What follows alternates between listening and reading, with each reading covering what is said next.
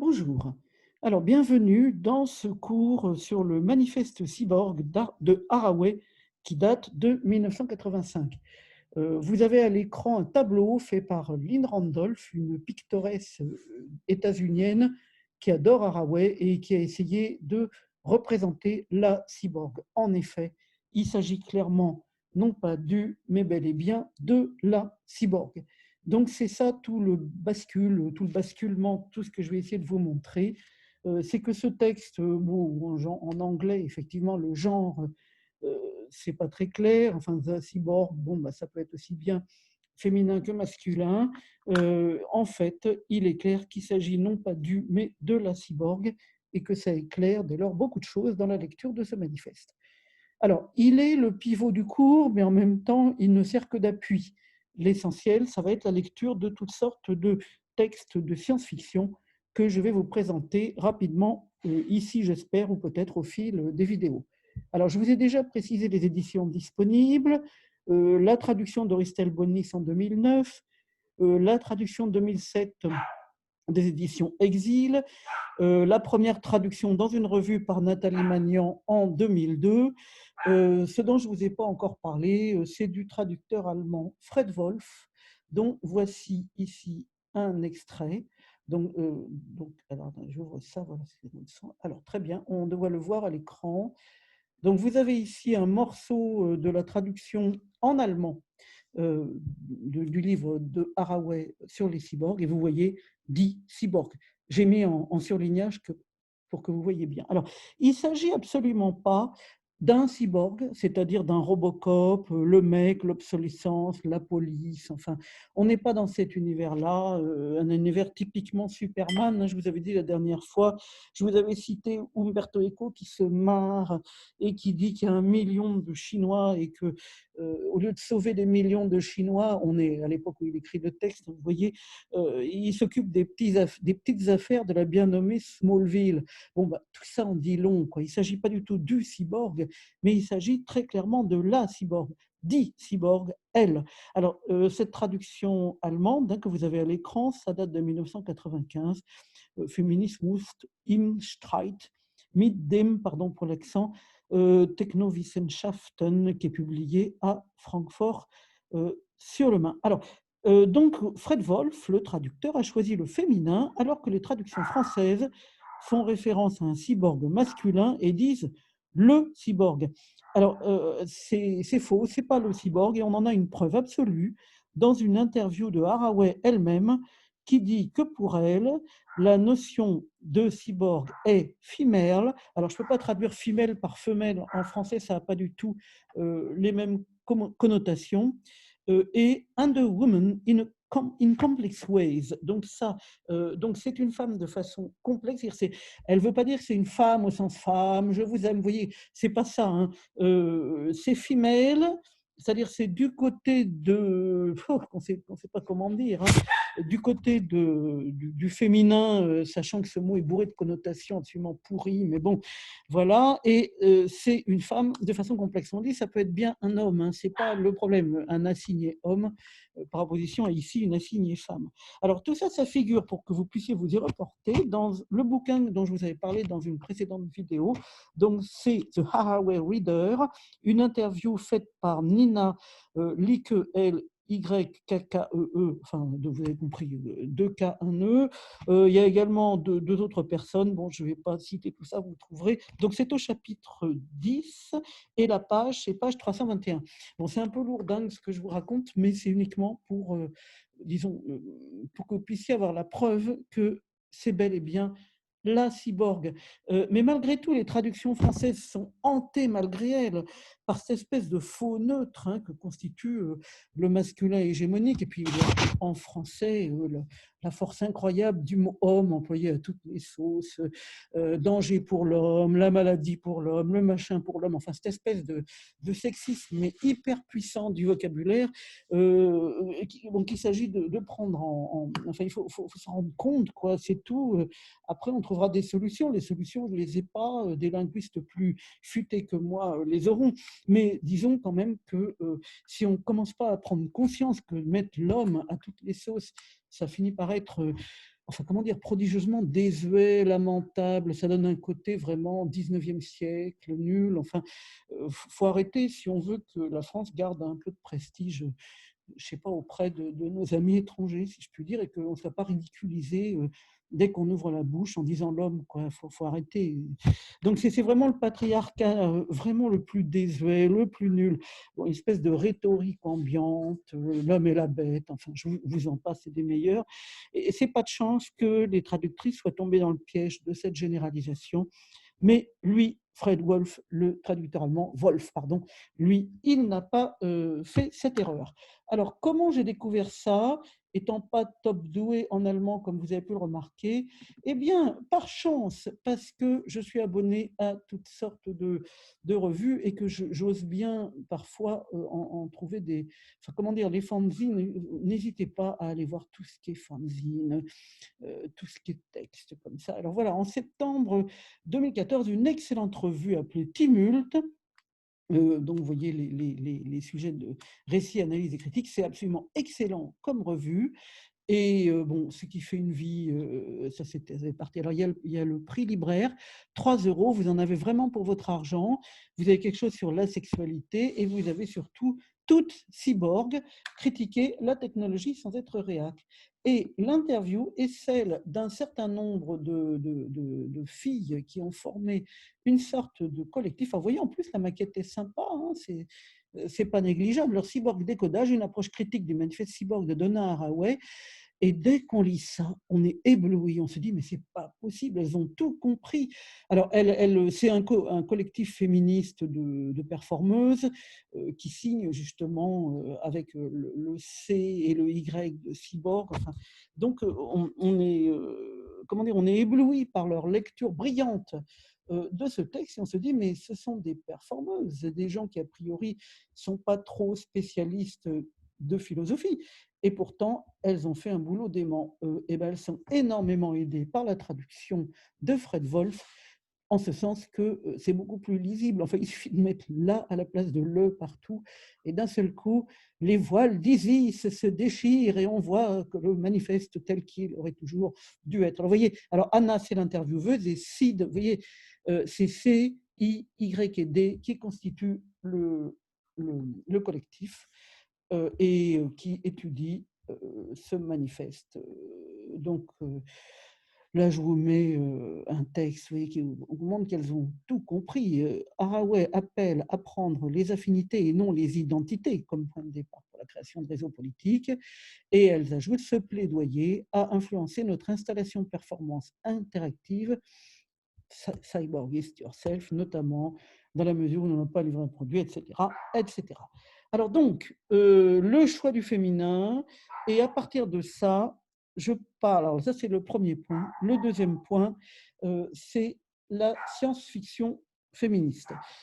En effet, à la fin du bouquin de Haraway, vous avez des bouquins de science-fiction féministes écrits par des hommes féministes et des femmes féministes, enfin des assignés hommes et femmes féministes.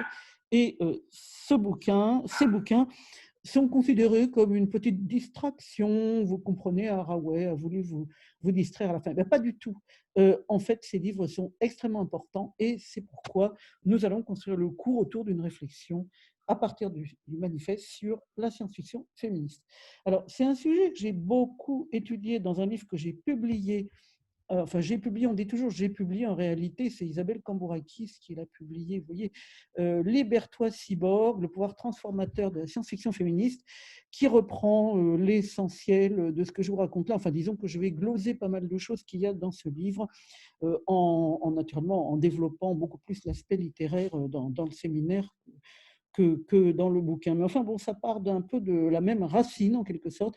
Donc, Libère-toi cyborg, le pouvoir transformateur de la science-fiction féministe. Alors, j'ai pensé à la phrase, vous savez, ne me libère pas, je m'en charge, la phrase féministe. Donc, autrement dit, pour éviter, comment dire, une sorte de paternalisme ambiant. Mais oui, les femmes, les pauvres femmes, nous allons les aider. Alors là, les pauvres cyborgs, non, les cyborgs vont se débrouiller toutes seules, il n'y a pas de problème. Alors, Donna Haraway, vous la connaissez un peu. Je ne sais pas si j'avais montré les photos. Non, je ne pense pas encore, sinon ça vous fera une excellente révision. Donc, alors là, j'ai un tout petit truc, je ne sais pas où le mettre, tiens, c'est ici, là, voilà. Donc, ça, c'est tout petit. Alors, on voit, je ne sais pas si vous voyez grand-chose, d'ailleurs, on voit Haraway. C'est pour que vous voyez un peu sa tête avec sa chienne Cannelle qu'elle adorait et à partir de laquelle elle a écrit des livres là aussi sur les chiens. C'est passionnant, les chiens. Enfin, je suis tout à fait d'accord avec elle. Alors là, je vais faire un montage assez ignoble. Alors là, vous la reconnaissez. Il s'agit de Ghost in the Shell, bien évidemment, et le personnage de Haraway apparaît comme un forensic, une médicienne légiste, hein, qui s'occupe notamment des cyborgs femelles, enfin, qui ont une apparence femme.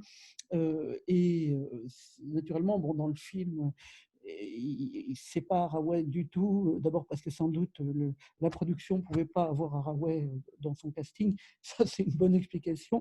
Mais pas seulement, c'est que le personnage de cette forensic est tenu par une femme qui va être liquidée par la narration, c'est-à-dire elle va être sacrifiée en quelque sorte par la narration. Donc on ne pouvait pas mettre Haraway, évidemment. Donc voilà, voilà. Alors, la science-fiction féministe, c'est-à-dire que ce livre-là qui est en dessous, je ne sais pas si je peux vous le remontrer, non, c'est pas ça, voilà. Il est conçu comme une sorte de manuel élémentaire de science-fiction féministe états-unienne des années 80. Alors évidemment, il y a pas les françaises et c'est bien dommage. Alors les françaises, on va les voir, hein, on va les étudier ici. On va étudier notamment Vintrebert, Joël Vintrebert, très très très important dans la science-fiction féministe. Von Arbour, donc elle c'est Elisabeth Von Arbour, très très très important aussi. Dufour, donc Catherine Dufour, elle est un peu plus récente, mais très très très important aussi. Christine Renard, etc. Bon, c'est-à-dire qu'on va quand même regarder des choses un peu plus contemporaines et notamment un peu plus franco-françaises, si j'ose dire, enfin franco-françaises en l'occurrence. Je vais pas mal aussi peut-être étudier la science-fiction canadienne, hein. On va étudier un peu un livre de Sylvie Bérard, notamment, qui est une autrice canadienne qui habite l'Ontario et qui travaille à l'université de Perth. Non, ça s'appelle pas comme ça s'appelle. Bon, enfin bon, je vous dirai ça en détail plus tard, ça n'a pas tellement important. Alors, il y a quand même des États-Uniennes que j'ai rajoutées et qui sont plus récentes, comme Becky Chambers, qui naturellement n'avait pas du tout commencé à écrire à l'époque, hein, elle est beaucoup plus récente, mais disons que c'est pas. Donc, je vais voir un peu les bouquins que traite Haraway, sachant que certains sont très faciles à trouver. Par exemple, James Tiptree, c'est très facile. C'est une sorte d'homme trans, James Tiptree. On reviendra sur ses caractéristiques un peu plus tard. Donc ça, son livre est très très facile à trouver en français. Pareil pour John Varley, un auteur féministe. En revanche, Samuel Donany, un autre auteur féministe, c'est pas évident à trouver en français. Et alors carrément, Johanna Russ, The Female Man, là c'est infernal. J'en ai un exemplaire. On dirait un livre, comment dire, c'est tout juste, je ne pourrais pas le revendre à un bouquiniste, enfin pas un bouquiniste, un antiquaire, enfin comme livre rare, tellement ça n'existe plus. Alors il était question à un moment de retraduire et notamment de traduire son extraordinaire humour qui ne passe pas du tout dans cette traduction, mais pour l'instant j'ai l'impression que le projet est un peu en arrêt. Alors bon, il faudrait vraiment faire un travail de fond que j'ai pas fait, hein, sur les féministes contemporains et contemporaines de la science-fiction, mais disons ça vous donnera, disons, un premier vernis.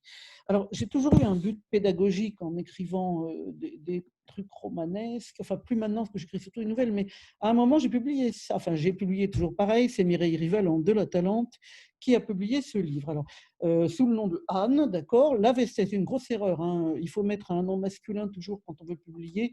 On double, on triple, on quadruple le lectorat et je vous l'ai déjà dit, on obtient des prix littéraires qu'on n'aurait jamais obtenus sinon. Donc, ça décolle dès qu'on a un nom masculin. Et d'ailleurs, si vous regardez le truc de la fac, hein, tous les gens qui ont obtenu des distinctions, etc., vous verrez qu'il y a énormément de masculin par rapport au féminin. Ça reste une structure patriarcale très, très, très collante, ou masculiniste, hein, dites comme vous voulez, très pégueuse, collante, pénible, qui va, bon, dont on ne va pas faire grand-chose ici, en ce sens qu'on va surtout étudier des gens assignés hommes et femmes qui ont été parfaitement féministes dans leurs travaux et qui présentent des choses extrêmement intéressantes. Alors, la Talente, voilà, je décale un peu le machin. La Vestale du Calix. Alors, c'était quoi cette histoire de Vestale du Calix? Eh bien, au départ, c'était conçu comme un outil pour vous, mes ouailles, pour vous, mes étudiantes.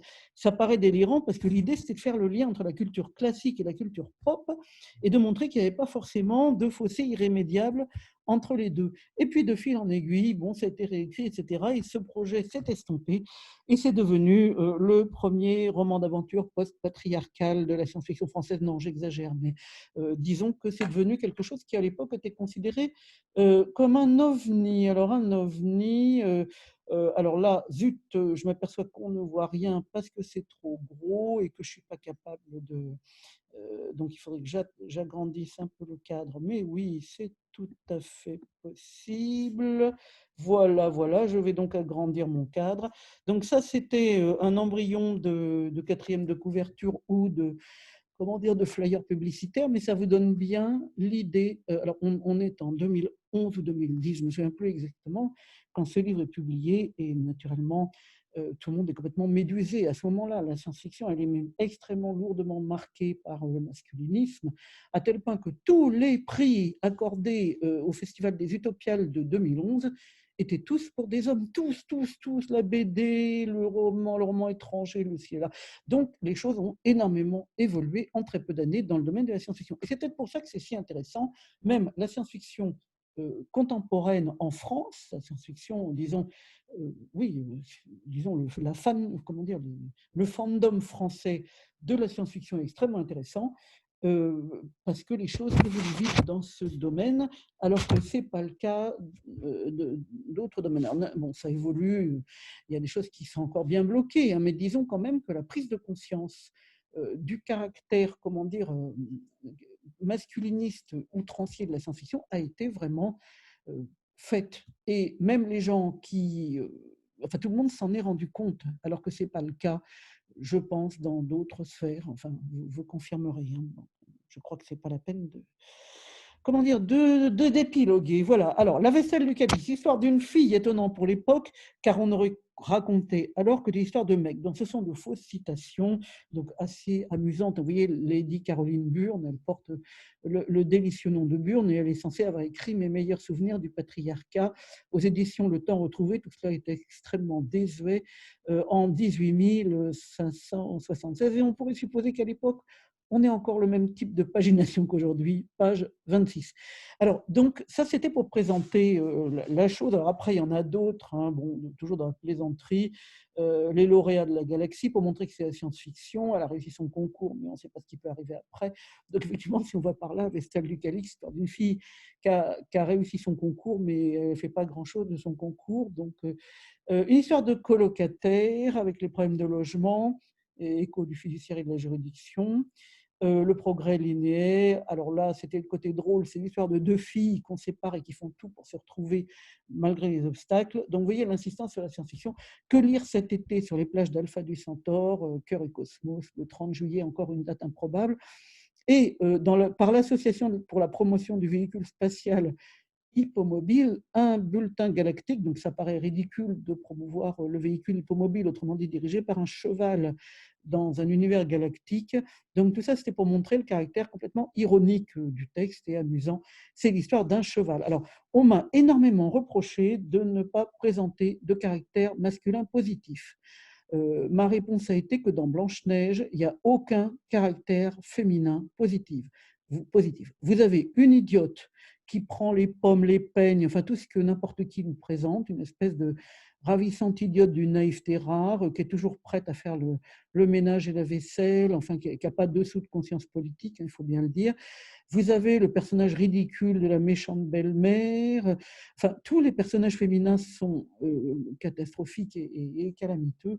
Donc, pour une fois qu'on faisait un truc où c'était pas un personnage masculin positif et que des garces, des salopes, des méchantes, la maman et la putain, de l'autre côté de la barrière, du côté dit féminin, et ben finalement, là aussi, j'avais envie de dire aux lectoristes, bah, écoutez, ça va vous faire des vacances en attendant, et c'est peut-être pas si mal. Alors, donc, étant entré dans cet univers de la science-fiction grâce à ce bouquin, qui n'a pas trouvé place dans la littérature générale, mais bien en science-fiction, fantasy, etc., j'ai pu à ce moment-là découvrir un monde entièrement différent de ce qu'on appelle la littérature blanche. Et on était dans un monde de petits groupes avec des anthologies, des revues, des fanzines, des gens auto-édités qui étaient beaucoup plus passionnants et passionnantes que les trucs édités. Enfin, on avait des surprises de genre, quoi. Parfois, il y avait des choses excellentes, mais auto-éditées. Par exemple, je ne sais pas moi, Lizzie Krautdagger, peu habitué aux jeux vidéo, je ne sais pas prononcer, mais ça, c'est des bouquins extraordinaires et qui, au départ, étaient en auto-édition. Bon, elle a fini par être un petit peu éditée, mais elle continue, je crois, à auto-éditer ou à éditer de façon extrêmement confidentielle. Donc, on était aussi loin que possible de l'univers dont parle finalement de façon, là aussi, extrêmement ironique, mon ami Pascal Fioretto, dont voici, ah zut, le machin s'est rebarré, ça ne fait rien, je recommence.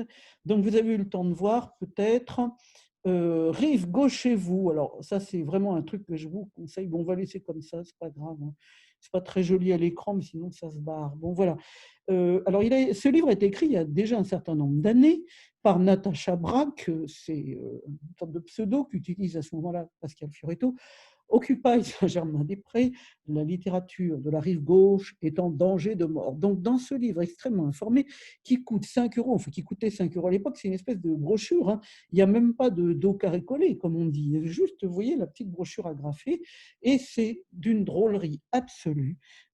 Et comment dire, c'est une caricature meilleure que ce qu'on peut imaginer sur la littérature blanche et son caractère, mais comment dire, super chiant, son côté léger, ses petites historiettes, ses histoires sans intérêt, cette fiction, mais conventionnelle, ennuyeuse, masculiniste, chiante, chiante, chiante, désuète, fin de siècle, fin, je sais pas, fin 18, 19e siècle peut-être, non, fin 19, 20e siècle, enfin, vieillotte, enfin bon, tous ces trucs-là. Alors, la littérature de la rive gauche est en danger de mort. Les vrais livres parisiens, rudes, intelligents, pénibles, comme tout ce qui se mérite, sont de plus en plus concurrencés par des ouvrages plus intéressants, plus épais, aux couvertures plus colorées, aux titres plus aguicheurs. La plupart sont étrangers ou pire, écrits dans les régions. Faut-il se résigner? Natacha Braque, autrice prolifique de la rive gauche, dit non et propose des mesures concrètes pour sauver Saint-Germain-des-Prés et ceux qui en vivent. Donc, si vous voulez bien rigoler, non seulement en lisant ça, comment dire, rire comme des folles et des fous que vous êtes, mais en plus, ça va vous instruire sur vraiment les mécanismes de la littérature, quoi, comment ça marche, la littérature française, et ses prix, ses Goncourt, ses machins, ses trucs.